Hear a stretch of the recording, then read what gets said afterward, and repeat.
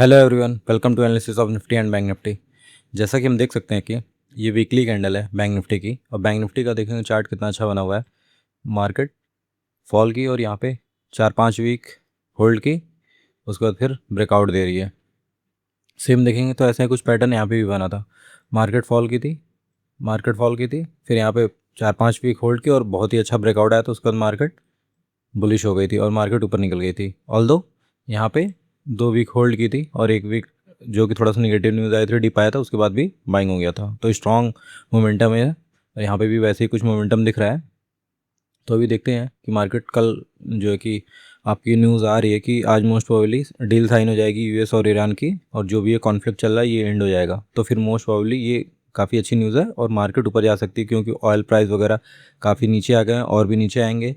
तो अगर ऑयल नीचे नीचे आएंगे तो फिर इन्फ्लेशन का जो डर था, कि हमारी मार्केट में स्पेसिफिकली बोला जाए तो इंडियन मार्केट को इन्फ्लेशन का सबसे ज़्यादा डर था, क्योंकि हम ऑयल इंपोर्ट करते हैं। तो उसकी वजह से इन्फ्लेशन, क्रूड ऑयल महंगा हो रहा था तो इन्फ्लेशन बढ़ने के चांसेस थे। तो फिर रेट कट तो होना नहीं था, रेट बढ़ने के चांसेस थे। तो फिर अगर रेट कट होगा, जो कि फेड भी रेट कट करेगा, फिर हमारे यहाँ भी आरबीआई भी रेट कट करेंगे, तो फिर उससे क्या है कि काफ़ी अच्छी लिक्विडिटी मार्केट में आएगी और मार्केट ऊपर जा सकती है। तो देखते हैं अभी। अभी तो फिलहाल स्ट्रक्चर ऐसे ही दिख रहा है इस वीक की मार्केट ऊपर जानी चाहिए। और निफ्टी में ही देखें तो निफ्टी में भी, निफ्टी वाला उतना स्ट्रांग नहीं है, क्योंकि रिलायंस सपोर्ट नहीं कर रहा था। रिलायंस लास्ट डे मतलब कल फ्राइडे को काफ़ी अच्छा ये मूव किया था, बट उसके पहले तो ये मूव ही नहीं कर रहा था। ऑल्दो इसका जो 52 वीक का जो लो है उसको ब्रेक कर दिया था इसने, उसके भी नीचे चला गया था। बट हाँ, फ्राइडे को काफ़ी अच्छी रिकवरी आई थी लो से। देखेंगे तो ये भी काइंड ऑफ डब्लू, बट ये जब 24,600 के ऊपर निकलेगा तब, उसके पहले तो नहीं। तो देखते हैं अभी कि क्या करता है ये। अभी हो सकता है बैंक निफ्टी थोड़ा सा स्लो हो जाए और निफ्टी कैचअप करने की कोशिश करे, लेकिन वही है कि ना रिलायंस सपोर्ट कर रहा है, ना ही आपका आईटी। तो इस वजह से जो कि निफ्टी ऊपर नहीं मूव कर पा रहा है। ऑल्दो बैंक निफ्टी काफ़ी स्ट्रांग है, बहुत ही अच्छा मूव कर रहा है। देखेंगे तो उसके जो भी पर्टिकुलर स्टॉक्स हैं आपका, देखेंगे axis bank all time high के आसपास पहुंच गया है। ये भी, इसको जब भी ब्रेक करे काफ़ी अच्छा इसमें मूव आएगा। HDFC बैंक भी अभी तक मूव नहीं कर रहा था, बट ये भी फ्राइडे को काफ़ी अच्छा मूव किया है, करीब करीब देखेंगे तो 4%। अकेले ये काफ़ी अच्छा पुल किया बैंक निफ्टी को ऊपर की साइड। उसी वजह से देखेंगे 1600 पॉइंट बैंक निफ्टी ऊपर गया था। ICI भी आपका यहाँ से ट्रेंड लाइन आ रही है ऑल टाइम हाई से, देखेंगे तो ये भी करीब करीब यहाँ पे 1370 के आसपास रेजिस्टेंस लेगा, अभी भी इसमें स्पेस है। और कोटक बैंक भी काफ़ी दिन से होल्ड कर रहा था, ये ब्रेकआउट दे रहा है। SBI भी आपका ब्रेकआउट दिया है। और रिलायंस देखेंगे तो ये 52 वीक का जो लो था उसको इसने ब्रेक किया, नीचे गया, यहाँ से अब सपोर्ट लेने की कोशिश कर रहा है। तो देखते हैं इसका, तो अभी यहाँ से फिर रेजिस्टेंस मिलेगा 1331 पे, ये आपका 1356 तक। अगर इसको ब्रेक करेगा तो फिर कहीं ये मूव करेगा। वनडे में देखा जाए तो आपका काफ़ी अच्छा भाई, इसने देखिए ब्रेकआउट दिया, यहाँ पे होल्ड कर रहा था, अब ये रिवर्स कर रहा है। अगर ये फास्टली यहाँ से रिवर्स करेगा जैसे यहाँ पे कुछ किया था, तो एक्सपेक्ट कर सकते हैं मे भी इस बार निकल जाए। और फिर आपका SBI तो ऊपर जा ही रहा है, इसका भी इधर कहीं रेजिस्टेंस मिलेगा। कोटक जो ये कंसोलिडेशन था इसको ब्रेक करके ऊपर निकल गया है। ICI ऑल्दो देखेंगे तो बैंक निफ्टी की तरह ही चार्ट बना है इसका भी करीब करीब। अब इसमें भी रेजिस्टेंस आपका ये हाइज जो 1390 से 1370 इसके बीच में मिलेगा। HDFC बैंक देखेंगे तो ये भी काफ़ी अच्छा फ्राइडे को मूव किया था, कंसोलिडेट कर रहा था काफ़ी दिनों से, मूव किया है। तो अभी इसका भी यहाँ से देखेंगे ऐसे ट्रेंड लाइन आ रही है, उसके आसपास आने वाला है। तो देखते हैं यहाँ पे मे बी अगर गैप अप, अगर आपका मंडे को गैप अप हो, क्योंकि सब कुछ अच्छा ही है, अभी पॉजिटिव ही न्यूज़ आ रही है, तो वहाँ देखते हैं यहाँ पे से ये क्या थोड़ा सा प्रॉफिट बुकिंग आके या फिर मंडे को निकल जाता। 1780 को ब्रेक करेगा तो फिर आपका 780 को ब्रेक करेगा, 790 तक जाने की कोशिश करेगा। वहीं एक्सिस देखेंगे तो ये तो ऑल टाइम हाई के पास ही है, 1418 का इसका ऑल टाइम हाई है, और फिर यहीं पे मूव कर रहा है। वहीं निफ्टी देखें तो निफ्टी में हमने देखी है, ये भी ऐसे कुछ यहाँ पे देखें तो ट्रेंड लाइन यहाँ पे कहीं आएगी। अभी इसमें स्पेस है, 23,800 तक जाना चाहिए, बट एक थोड़ा सा रिट्रेसमेंट के बाद में भी अब ये सपोर्ट की तरह काम करेगा। 525 500 जो कि काफ़ी दिन से रेजिस्टेंस बना हुआ था, अब ये सपोर्ट की तरह काम करेगा। तो कोई भी डिप आएगा अगर 150 पॉइंट का, तो हम देखेंगे वहाँ पे कोई बुलिश कैंडल बनाए तो हम बाइंग कर सकते हैं। बैंक निफ्टी तो काफ़ी स्ट्रॉग है, इसमें भी सपोर्ट की तरह पहला सपोर्ट आपका 362, ये जो इसका हाई है ये होना चाहिए। उसके बाद फिर अल्टीमेट सपोर्ट जो कि पूरी कैंडल के नीचे भी आ जाए तो भी सपोर्ट रहेगा, बट वो ये कि वनडे में नहीं आना चाहिए, मतलब एक ही दिन में। ऐसा ना हो ये पूरी इंगल्फ कर ले तो वो तो वीकनेस का साइन हो जाएगा। बट अगर 2-3 दिन में यहाँ आता है तो फिर यहाँ से भी बाइंग आएगी। स्मॉल टाइम फ्रेम पे अगर हम देखें कि निफ्टी को हम कल कैसे ट्रेड करेंगे, अभी आप देखेंगे कि मार्केट फ्राइडे को क्या की, मार्केट फ्राइडे को पहले देखेंगे थर्सडे को जब यहाँ थी तो ब्रेकआउट के चांसेस थे। मैं यहाँ पे जब ये फॉल आके ये ऊपर आई, जो कि काफ़ी शार्पली ऊपर आई थी, तो यहाँ पे मैंने बाइंग किया था, बट इन्होंने काफ़ी अच्छा ट्रैप किया। यहाँ पे देखेंगे रेजिस्टेंस ले रहा था, जो ये है लेवल, यहाँ से बार बार रेजिस्टेंस ले रहा था, और यहाँ पे देखेंगे ये जो है कि ये जो लेवल है आपका, यहाँ से जो ये लेवल है यहाँ से रेजिस्टेंस ले रहा था, तो यहाँ से मार्केट में फॉल आया, फिर यहाँ से जो शार्प बाउंस हुआ था तो ये लगा था मे भी निकल जाए, एटलीस्ट यहाँ तक आया, बट इन्होंने ऐसा नहीं किया। इन्होंने जो भी इधर बाहर थे सबको निकाल दिया, और फिर इधर जब फॉल हुआ होगा तो सेलर आए होंगे, और नेक्स्ट डे क्या दिया इन्होंने, गैप अप, और काफ़ी दिन से ये इस रेंज में रख के परेशान कर दिए थे बायर सेलर को। मार्केट में देखें सेलिंग मतलब गैप डाउन खुलती थी तो बाइंग आ जाती थी, फिर गैप अप होती थी तो थोड़ी सेलिंग आ जाती थी, फिर यहाँ पे भी ऊपर जाके फिर नीचे, फिर यहाँ पे भी गैप डाउन हुआ था फिर ऊपर, तो ऐसे ही कुछ था। यहाँ पे गैप अप हुई वही 455 से, जो कि एक ट्रेंड लाइन भी इधर से आ रही थी रेजिस्टेंसली, बट ये जो हाई था यहाँ से देखिए सपोर्ट बनाई, और फिर करीब वही 1:30 बजे के आसपास मार्केट फॉल, फिर यहाँ पे डब्लू काइंड ऑफ पैटर्न बना के फिर यहाँ से कंटिन्यू शॉर्ट कवरिंग थी, जो कि काफ़ी स्ट्रॉन्ग शॉर्ट कवरिंग थी। देखेंगे अभी तो एफ ने जो अपनी शॉर्ट पोजीशन है वो उन्होंने कम भी की है, ऑल दो कैश में उन्होंने सेलिंग की है, बट एफ ने फ्यूचर में जो उनका डाटा था वो कम किया है। तो अभी देखेंगे तो ये तो पूरा प्योरली शॉर्ट कवरिंग है, इसीलिए मार्केट इतना हाई चला गया।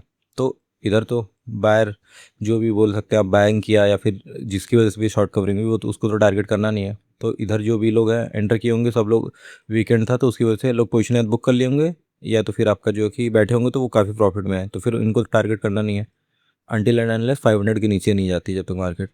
और लास्ट मोमेंट में भी देखेंगे 3 बजे के बाद भी ब्रेकआउट करके यहाँ पे क्लोज की है।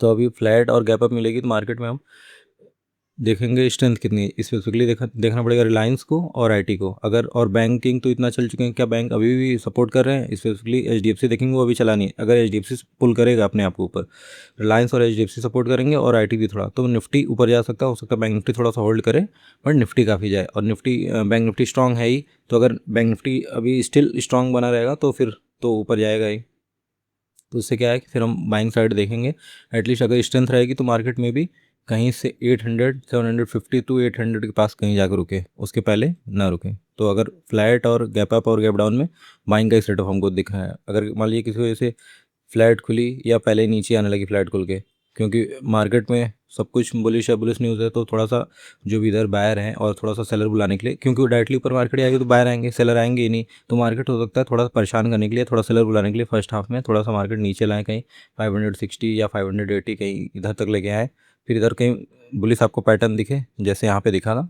आप देखेंगे मार्केट में फॉल आया, जो ये प्रीवियस रेजिस्टेंस बना था वहाँ से मार्केट देखेंगे सपोर्ट ली, डबल बॉटम बनाई, फिर ब्लास्ट हुई। तो उसी तरह कुछ अगर आपको मिले, फिर मान लीजिए यहाँ पे डायरेक्टली ऊपर ले जाए, बाहर आए, फिर उन लोगों को निकालने के लिए, ट्रैप करने के लिए, थोड़ा सा सेलर को बुलाने के लिए, फिर कहीं 580 या 60 यहाँ कहीं ला के फिर इधर कहीं से होल्ड करके फिर लेके आए, तो वो काफ़ी अच्छा मूव करेगी, सेलर भी आ जाएंगे। डायरेक्टली ऊपर जाएगी, खुल के ऊपर जाएगी, तो फिर ऊपर तो एसएल है नहीं सेलर के, तो फिर मार्केट ऊपर में भी ना जाए। तो इस चीज़ का ध्यान दीजिएगा, ये ज़ूम मत कर लीजिएगा कि ऊपर नहीं जाएगी और सेल करने लगे, नहीं। अगर मार्केट ऊपर जा रही है फिर वहाँ से या तो डे लो ब्रेक हो जाने दीजिए तब सेल करने का सोचिए, या तो फिर कोई स्ट्रॉन्ग 15 मिनट 1 आवर में अगर कोई कैंडल बनती है तब जाके देखिए, क्योंकि मार्केट का बुलिश मतलब काफ़ी दिन से मार्केट बेरिश थी, स्पेसिफिकली निफ्टी देखें तो, बट कल उसने फ्राइडे को काफ़ी अच्छी क्लोजिंग दी है, काफ़ी अच्छा उसमें शॉर्ट कवरिंग हुई थी, तो मार्केट और भी ऊपर फर्दर जा सकती है। एटलीस्ट जो साइकोलॉजिकल नंबर 23,800 वहाँ तक से 150-80 से 800 तक जाके वहाँ से फिर फॉल करे। तो ये एज्यूम हम नहीं कर सकते कि ऊपर सेलर के एस नहीं है तो मार्केट ऊपर नहीं जा सकती, मे भी मार्केट ऊपर जाए और एस दे दे आपका, फिर वहाँ से कहीं जाकर फॉल करे, तब तक आपका एस जा चुका हो, तो फिर मार्केट को बेंड होने दीजिए, उसके बाद हम मार्केट डिप आए कहीं भी स्ट्रॉन्ग, यहाँ से कहीं स्ट्रॉन्ग कैंडल बन रही है या यहाँ से बन रही है 540 से, तो फिर हम देख सकते हैं बाइंग का, दोनों अच्छे लेवल है यहाँ से बाइंग का। यहाँ पे कहीं आके मार्केट बाइंग दिखाए तो हो सकता है जाए एटलीस्ट ये, फिर फर्दर आपका 680 720 वो स्ट्रेंथ और मोमेंटम के अकॉर्डिंग देखना पड़ेगा कहाँ तक मार्केट जा रही है। सेलिंग का एक ही चांस है, मान लीजिए किसी वजह से गैप डाउन खुल गई, जो कि गिफ्ट निफ्टी थोड़ा बहुत दिखा भी रहा है अभी, और सेलिंग भी इन्होंने की थी कैश में, तो मान लीजिए क्लोजिंग प्राइस के ऊपर नहीं जा पा रही है, तो फिर हम देख सकते हैं वो भी, लेकिन लोअर लोज बनाए, फिर आपका स्ट्रेंथ के साथ थोड़ी सी गिरे, बाउंस करनी चाहिए, उसके बाद भी बाउंस, मतलब आपको थोड़ा सा छोड़ना पड़ेगा मार्केट को, देखना पड़ेगा हाँ मार्केट फॉल कर रही है तब। और वहीं अगर हम देखें बैंक निफ्टी को, तो बैंक निफ्टी तो काफ़ी स्ट्रॉन्ग है, इतना गैप अप हुआ, सस्टेन भी किया गैप अप को, इसने फॉल ही नहीं किया ये। और निफ्टी तो काफ़ी रिट्रेस कर गया था, यहाँ तक आ गया था अपने मतलब जो प्रीवियस डे का हाई था, ये तो आया नहीं। 800 के लेवल को ब्रेक किया इसने, यहाँ पे जैसे सेलर आए होंगे उनको ट्रैप करते हुए कंटिन्यू यहाँ पे होल्ड किया, और फिर ये डबल बॉटम भी देख ही नहीं बनाया। यहीं पे 55 के 56 के नीचे बना हुआ था, फिर जब शॉर्ट कवरिंग आई, ये तो खतरनाक 800 पॉइंट की इसकी शॉर्ट कवरिंग देख रहे हैं, क्या शॉर्ट कवरिंग थी। यहाँ से मार्केट कंटिन्यू निकल गया ऊपर, तो ऐसे लग रहा है पूरे शॉर्ट्स इसमें ही भरे थे, बट ऐसा नहीं है क्योंकि मंथली एक्सपायरी होती है, इसमें रिटेल उतने एक्टिव नहीं रहते, इसलिए बड़े प्लेयर बैंक निफ्टी को ज़्यादा भगाते हैं, क्योंकि रिटेल इतना बड़ा महंगा प्रीमियम है, रिटेल इसमें एंट्री नहीं करता है। रिटेल सेंसेक्स और निफ्टी करता रह जाता है, इसलिए वो निफ्टी और सेंसेक्स में उतना मूव नहीं लाते, ज़्यादा मूव इसमें लाते हैं, क्योंकि इसमें बड़े प्लेयर ही एक्टिव रहते हैं। तो बड़े प्लेयर भी गेम खेलते हैं कि ताकि रिटेल का फ़ायदा ना हो। देखेंगे अभी तो इतना डाटा है उनके पास, रिटेल के पास, बट वही कि वो उनका सेंसेक्स और निफ्टी में ही होगा, बैंक निफ्टी में बहुत कम होगा, इसीलिए बैंक निफ्टी मूव करता है वायलेंटली, लेकिन उसको नहीं मूव करने दे रहे हैं। फिलहाल इसमें भी यही है कि नीचे इधर वाले सब प्रॉफिट में है, इस यहाँ पे भी जो भी वो प्रॉफिट में है, ये मोस्टली प्रॉफिट बुक करके चले गए होंगे, और अगर जो भी है वो प्रॉफिट में ही है, तो ये कब ऐसा देंगे, एटलीस्ट 56 500 के नीचे कहीं आए यहाँ पे, तब तक, उसके पहले तो नहीं देंगे। अगर कोई इधर आया होगा, इधर आया होगा तो, ऑल्दो मान लीजिए 2 दिन का हॉलीडे था, और फिर आपका जो कि थोड़ा बहुत विक्स तो डाउन है ही, आपका डीके भी होगा, बट वही मंथली है तो कितना ही डीके होगा इसमें।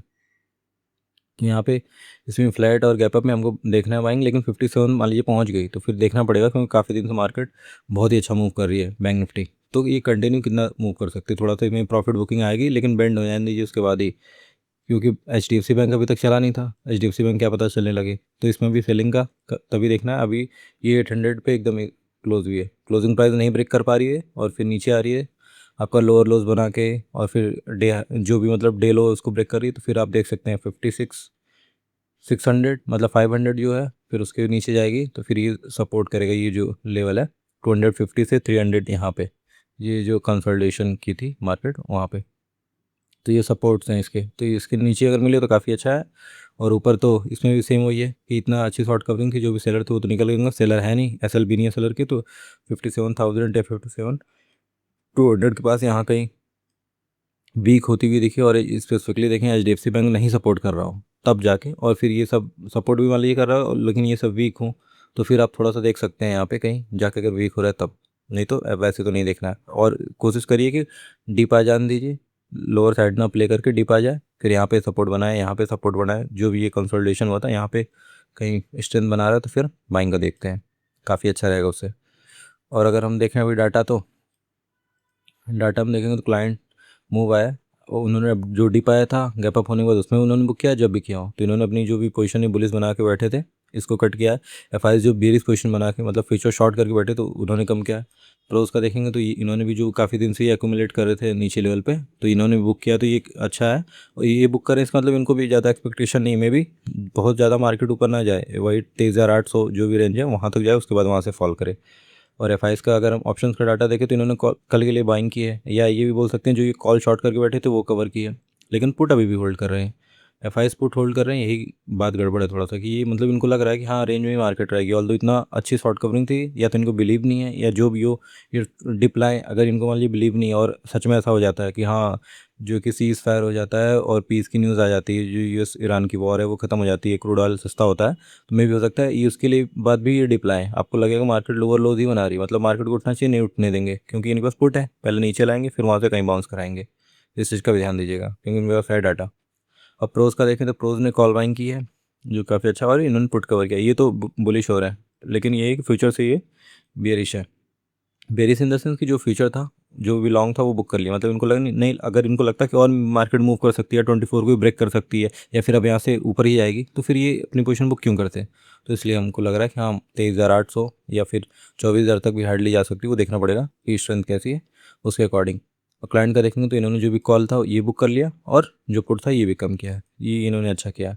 तो देखते हैं अभी ऊपर SL तो है नहीं, और जो पोजीशन है उसके अकॉर्डिंग जो FI है वो बुक कर रहे हैं, बट वही है कि डिप में बुक करेंगे ये, क्योंकि इनके पास अभी पुट है। तो इस चीज़ का ध्यान दीजिएगा कि अगर डायरेक्टली मार्केट ऊपर जा रही है, या तो आप छोटा सा रिस्क लेके देख सकते हैं, या तो फिर आप वेट करिए मार्केट में डिप आ जाए तब, या तो फिर जब डे लो ब्रेक करे तब, क्योंकि ऊपर SL उतने नहीं है। और कोई साइकोलॉजिकल नंबर जो भी है, जैसे 23,800 मान लीजिए वहाँ पहुँच गई, फिर वहाँ से डिप आ रहा है, तब आप देख सकते हैं नीचे की साइड का। बाकी वीडियो अच्छा लगा तो लाइक करिए, शेयर करिए, सब्सक्राइब करिए। Thank you.